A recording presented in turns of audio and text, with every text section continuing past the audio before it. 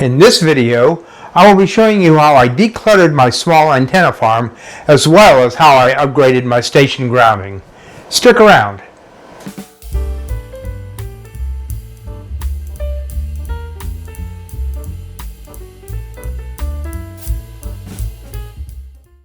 Hey, Steve here, K4SRF. I'm in my backyard right now. I'm going to tackle a couple of little projects in this video. Going to be small projects, but you know, it takes a couple of days just to do a small one. It's amazing how a small project could turn into, instead of 1 hour, 3 or 4, 8-hour project. Anyway, the two projects I'm going to do is I'm going to relocate some of my antennas. I've got a bit of an antenna cluster over here, and I want to clear it up as much as possible. And I'm going to also redo my entry panel for my my ham shack as well. I'm going to reroute the ham shack grounding and just take care of some wiring. I'm going to expand on the ground bar and just basically reorganize some of the wiring as well as antennas, the excess antenna coax coming from the antennas outside. So let's go ahead and get into it, and let me show you what I've done, and just give me your opinion on what you think I do need to add to it or what I don't. So again, let's go ahead and get into it. As you can see, I've already started the work on the antenna mast movements. I've already lowered the one antenna, and that antenna I'm lowering, I'm going to actually put where this antenna is right here. I'm going to take this one down and put the other one in. The one that is there against the eave of the house is a 26 footer. This one I can get up to 30 to 46 feet. It won't go to 46 feet. I'm going to keep it at about 30 to 35 feet. But I'm able to put some extensions on it and to combine some of these other antennas and other masts and everything, so I can just kind of get rid of this antenna farm, which I think to me is just, it's getting out of control. It's just too cluttered, and I don't like it. I just want to clear this area up some.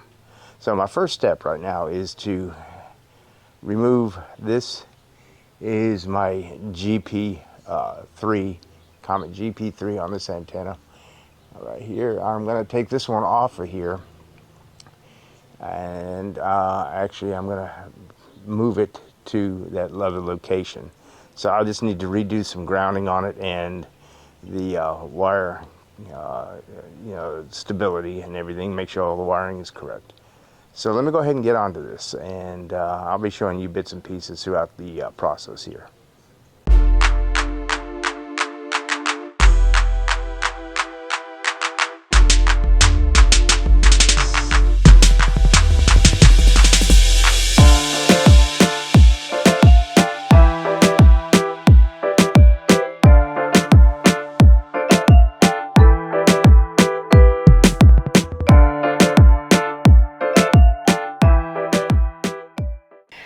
At the base of the antenna, I have utilized in the past and still do weighted umbrella stands that you can use like on for picnic tables or patio tables, something like that. Put the umbrella in. The umbrella shaft usually goes in the center. And I have found if you measure right, you can either get an umbrella stand where the mast, the base of the mast of antenna, will either go on the outside or fit snugly on the inside.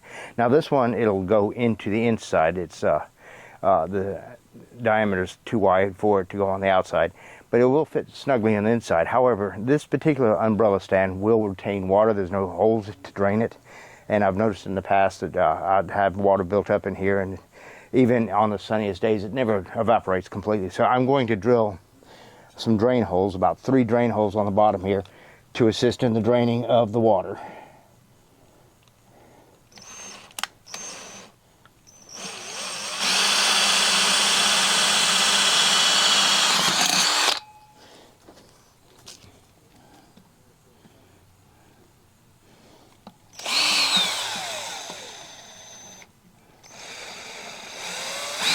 The holes don't have to be completely symmetrical, just as long as there's 3 holes in there at least to aid in the draining of the water.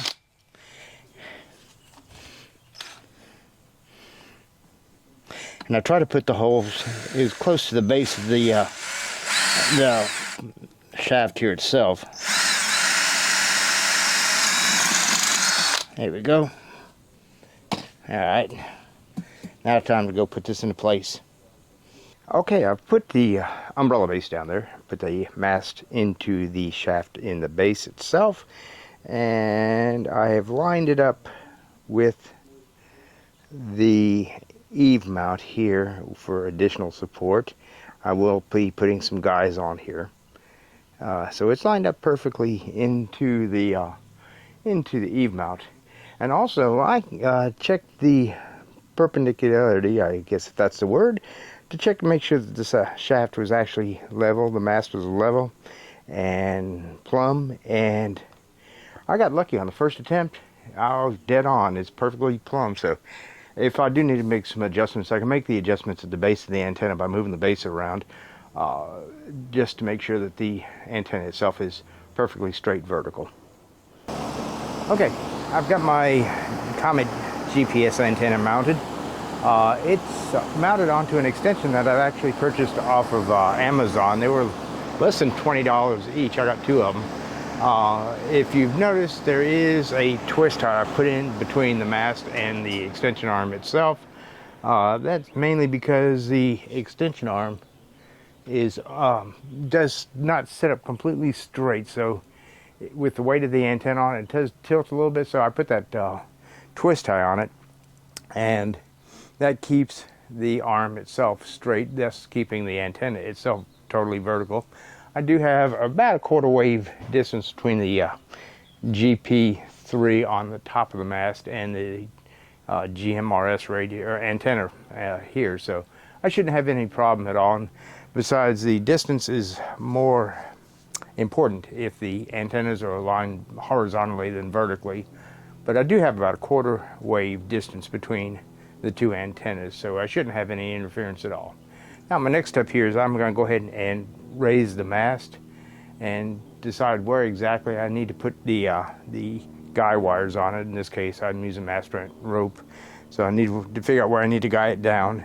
Then I'll work on the grounding, reattaching the grounding, and then I should be good to go. And also a little cable maintenance obviously needs to be done to make sure the coax is straightened up, not just laying around. So let's go ahead and let me get to getting this mast raised here. This is a view of the GPS antenna and the Comet GP3 on the same mast right now. Still got a little wire maintenance to do, but basically that's about as high as I'm going to put that right now. That mast right there can go up to 46 feet. I'm stopping at 30. It's up about 30 feet right now, at least as far as the top of where the GP3 antenna is. The GMRS radio antenna is, I'd say probably at 32 feet. That's about 32 feet, 36 feet, something like that from the ground. Both are being used with independent ground straps. I'm using 1 or 3/4 inch copper ground straps. A lot easier to maneuver, and then copper wire, that is. It's more manageable. And at the joint of every section, I went ahead and used some tape just to tape it to the mast itself to keep the center of gravity of the weight of the copper grounding mast, or wire, that is, straps, and the coax. Keep center of gravity close to the mast so it doesn't cause the mast to bend or tilt in any particular direction. So let me go get some more work done on it, and I'll be back in momentarily. Well, since I put this antenna up and everything, I had another wild hair, and I'm going to try this out. This is a hobby, so nothing's going to be perfect. I decided to put the 3rd antenna, J-pole, onto this mast as well.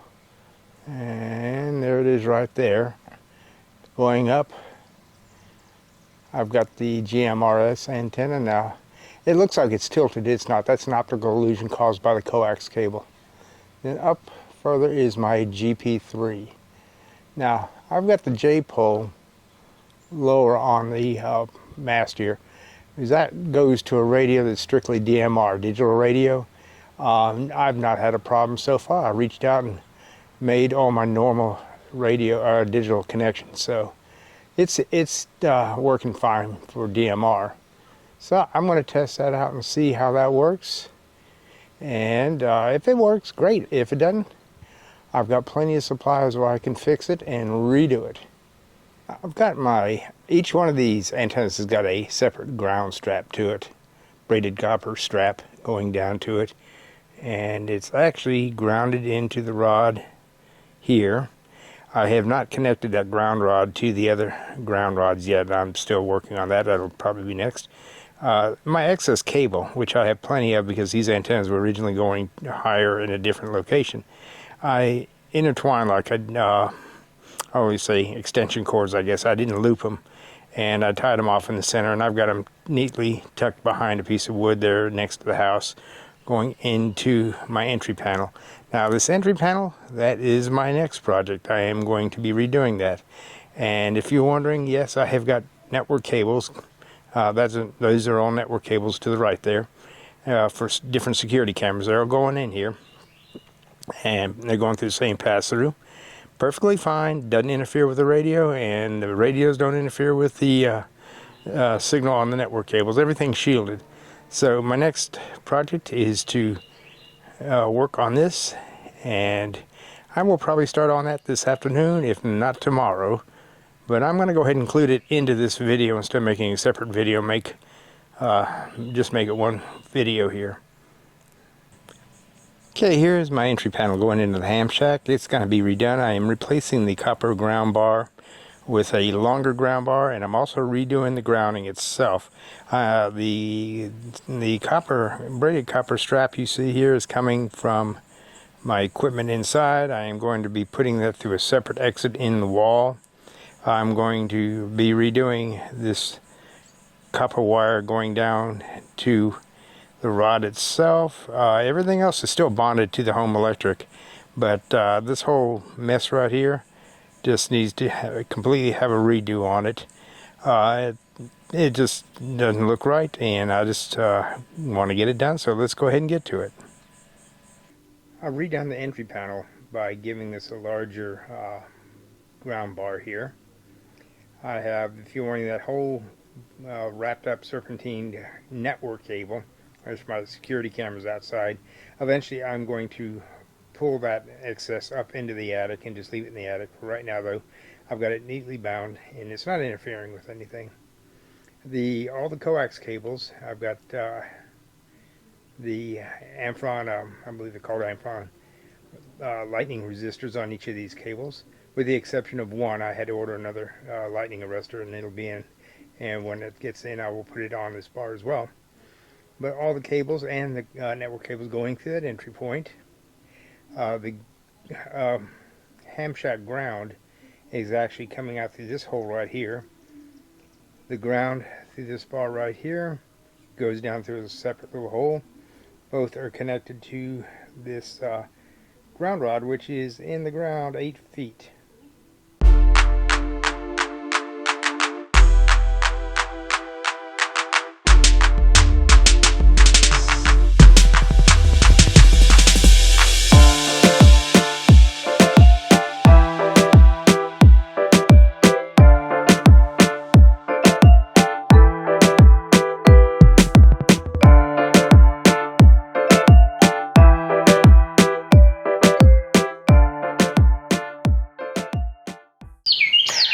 Well, I hope this video is giving you some ideas on how you can clean up if you have a clutter of antennas, or maybe actually mounting multiple antennas onto one mast itself.